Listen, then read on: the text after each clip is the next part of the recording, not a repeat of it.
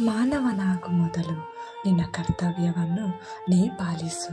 ಆಗ ಭಗವಂತನು ನಿನ್ನ ಒಳಿತಿಗಾಗಿ ನಿನಗೇನು ಸಿಗಬೇಕೋ ಅದು ನಿನಗೆ ಸಿಗುವಂತೆ ಮಾಡುವನು. ಎಲ್ಲಿ ನಿನಗೆ ಗೌರವ ಸಿಗುವುದು ಅಲ್ಲಿ ನೀನಿರು, ಹಾಗೂ ಎಲ್ಲಿ ನಿನ್ನನ್ನು ಅಪಹಾಸ್ಯ ಮಾಡುವರೋ ಅವರ ಮುಂದೆ ನೀನು ಬದುಕಿ ತೋರಿಸು. ಇದು ನಿನ್ನ ಬದುಕು. ಸರಿ ತಪ್ಪು ಏನೇ ಇದ್ದರೂ ಅದರ ತಿಳುವಳಿಕೆ ನಿನಗಿದ್ದರೆ ಸಾಕು. ಬೇರೆಯವರ ಉಪದೇಶ ನಿನಗೆ ಅಗತ್ಯವಿಲ್ಲ. ಆಸ್ತಿ ಅಂತಸ್ತುಗಳನ್ನು ಸಂಪಾದಿಸಿದರೇನಂತೆ, ನೆಮ್ಮದಿಯ ಬದುಕು ನೀ ಕಾಣದೆ ಹೋದಾಗ. ಎಲ್ಲವೂ ನಮ್ಮಲ್ಲೇ ಅಡಗಿಹುದು, ಅದು ತಿಳಿಯಲು ತಾಳ್ಮೆಯೊಂದಿರಬೇಕು ನಿನ್ನೊಳಗೆ.